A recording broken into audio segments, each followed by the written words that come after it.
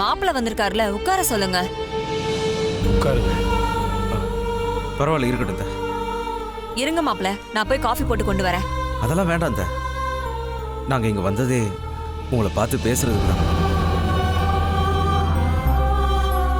நடந்ததெல்லாம் கேள்விப்பட்டேன், மனசே கேட்கல மாமா. அதான் உங்களை பார்த்து பேசலான்னு கிளம்பி வந்தோம்.